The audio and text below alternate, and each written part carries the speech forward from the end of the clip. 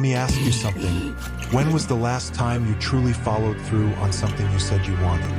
Not talked about it, not planned it, not dreamed about it. Followed through. Most people don't. Most people live their entire lives in the gap between intention and action. A gap filled with excuses, distractions, comfort, fear, and the quiet belief that tomorrow will somehow fix everything. Discipline doesn't start with a routine. It doesn't start with motivation. It doesn't even start with ambition. Discipline begins with a decision. A single, quiet moment where you say, I'm done breaking promises to myself. But here's the real question. When will your moment come? Let me tell you a story. There was a guy I once knew. Let's call him Darren. Darren was the king of potential. Everything came easy to him: school, sports, social life. People envied how naturally talented he was. But that was the problem. Everything came easy until life stopped being easy. And he hit his 20s, the world didn't reward him for talent anymore. The world demanded discipline. And suddenly Darren wasn't ahead, he was behind. He couldn't wake up early. He couldn't stick to a plan. He couldn't finish what he started. He lived in this illusion that talent was enough and discipline was optional. But talent is a spark. Discipline is the oxygen. Without it, everything burns out. One day he told me, "Man, I don't get it. I feel like I'm capable of so much more, but I'm stuck." And I asked him, "What did you do yesterday that pushed your limits?" Silence. Because deep down, he knew the truth. He wasn't stuck. He was comfortable. And comfort is the slowest death you'll ever experience. Let me ask you, what have you done in the last 24 hours that proves you want the life you claim to want? Not what you said you'd do. Not what you wished you'd do. What you actually did. Discipline doesn't care about potential. It cares about proof. Here's another story. There was a woman named Casey. Casey dreamed of opening her own business. And she was always researching, always planning, always almost ready. But she had one fatal habit. She quit the moment things got uncomfortable. One bad day, take a break. One setback, start something new. One rejection, give up for a week.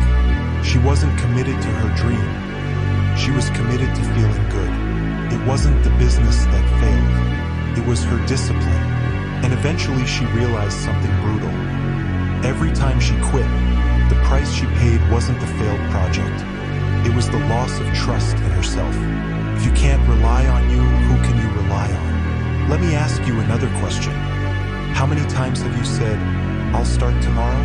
And how many times has tomorrow arrived, only for you to repeat the same cycle?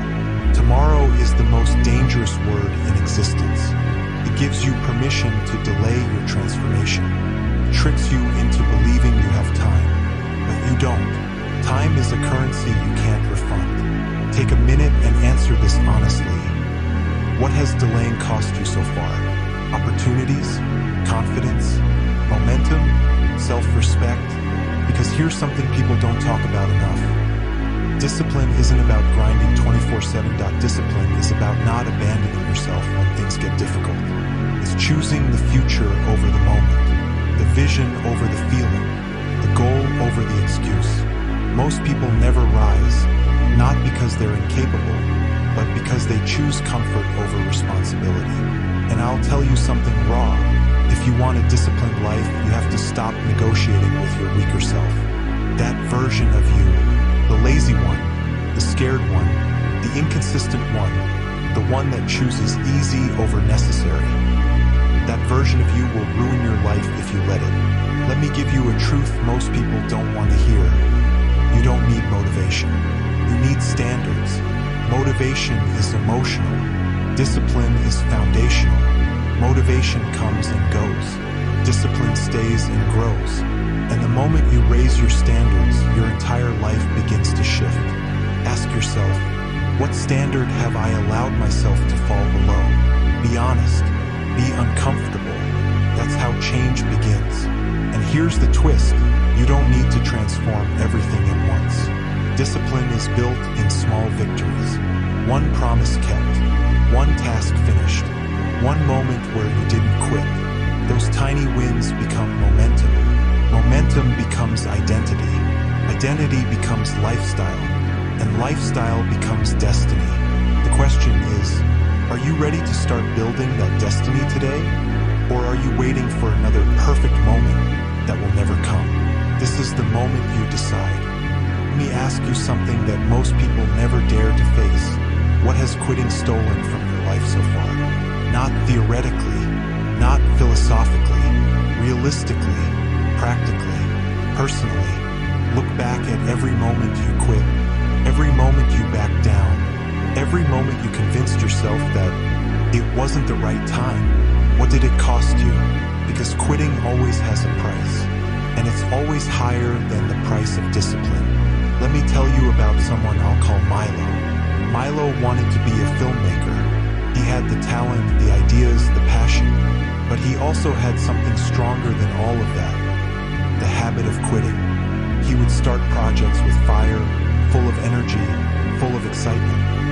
But the moment the work became difficult, the moment it stopped being fun, the moment he realized talent alone wasn't enough, he would abandon everything. He wasted 10 years that way. 10 years of half-finished scripts. 10 years of almost done. 10 years of explaining instead of creating. And one day he said something that hit me hard. He told me, I stopped chasing my dreams because I got tired of disappointing myself. But the truth was the opposite. He didn't quit because he was disappointed in himself. He quit because he was comfortable being the version of himself that didn't have to give effort. Let me ask you a brutal question.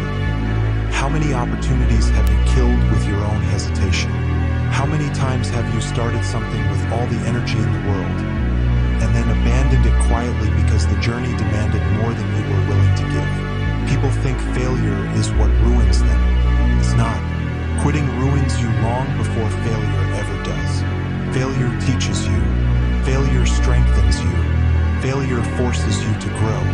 But quitting teaches you that your comfort matters more than your future.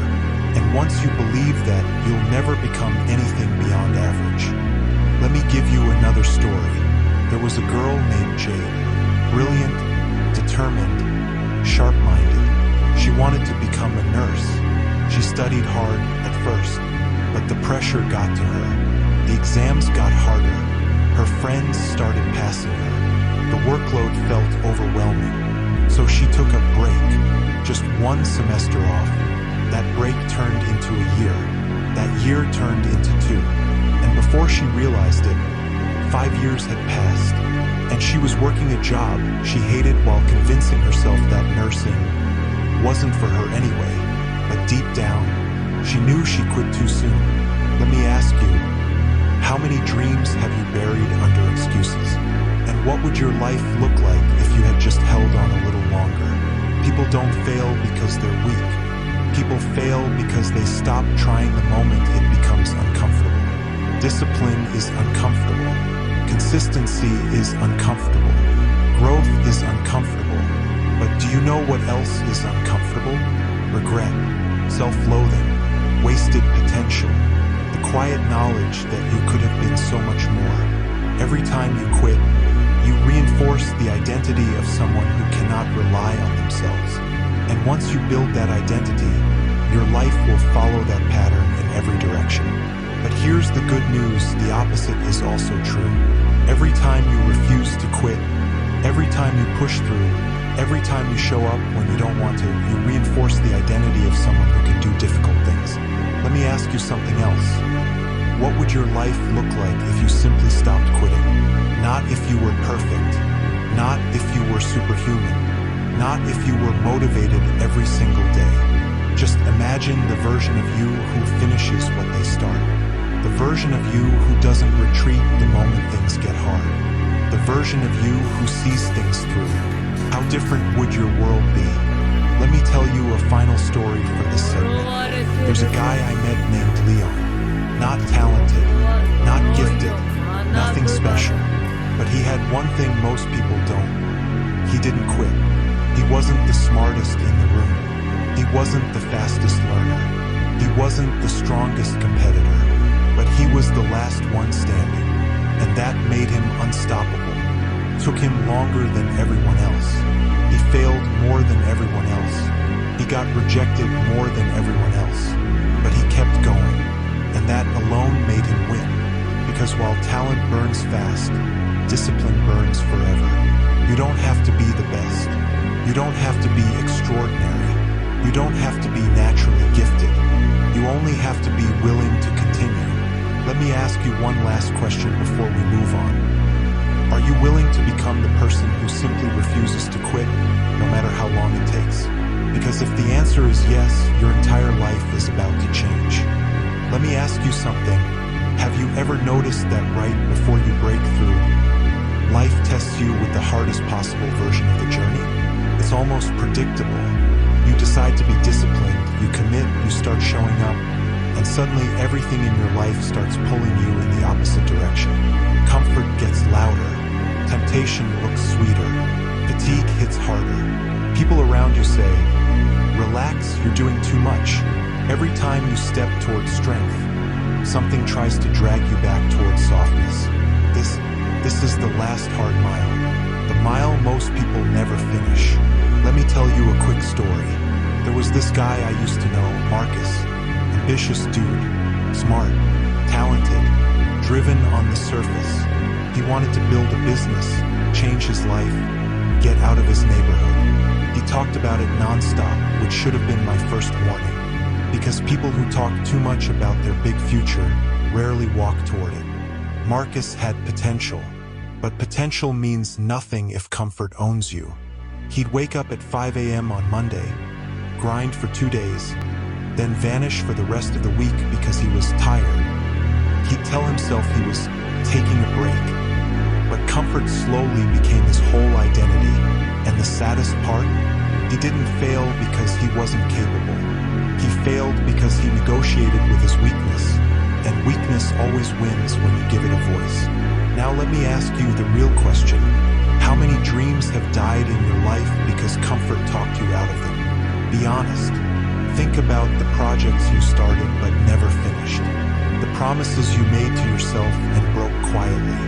The goals you abandoned because they required more discipline than you were willing to give. This isn't judgment, this is a wake-up call. Because discipline is not a personality trait. It's not something you have or don't have.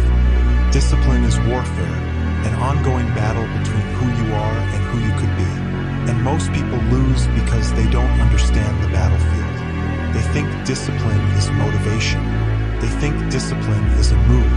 They think discipline is about feeling strong. Let me tell you the truth.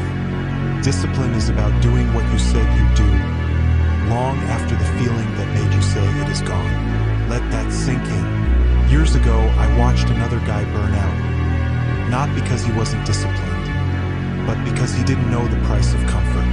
His name was Lenny. New father, 2 jobs, determined to build something better for his kid.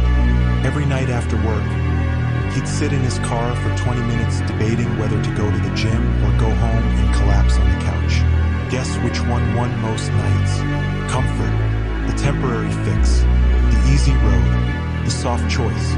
5 years later, he told me, "I didn't realize I was trading my future for a few hours of rest. Comfort always feels cheap until you see the bill, and the bill always comes." So here's another question for you. What have you been avoiding because it's uncomfortable? What task? What decision? What discipline? What truth? Because that's where the growth is hiding. Discomfort is the doorway to the life you want. But most people never open it. They wait, they hope, they plan, they prepare. But let me tell you what nobody says. Preparation is just another form of procrastination when fear is driving. You don't need more time. You don't need more motivation. You don't need more confidence. You need to stop negotiating with your own weakness. And before this segment ends, let me give you one more story, the one that will matter most to you. There's a version of you 5 years from now watching you from a distance. He's stronger, more disciplined, more focused, more respected, more in control of his life. But here's the twist. That future version only exists if you earn it. If you don't, someone else will be living the life you wanted, and you'll be stuck explaining to yourself why you gave up when things got hard. So here's the final question. The question that closes this entire journey. Are you willing to do what most people won't, so you can live a life most people never will?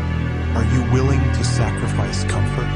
Are you willing to show up when it's boring, painful, or thankless?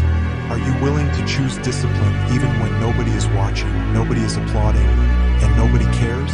Because discipline is lonely at first, but so is greatness. Discipline is quiet at first, but so is transformation. Discipline is uncomfortable at first, but so is growth. This is your last hard mile, the mile that decides everything. And there's no one to save you, no one to push you, no one to hold your hand. It's you versus the softer version of you. It's you versus comfort. It's you versus excuses. It's you versus fear. And if you finish this mile, if you push through, if you refuse to quit, then you won't just change your habits, you'll change your damn identity. So take a breath, lock in, and move, because comfort is expensive, and discipline is the only currency that can buy the life you want.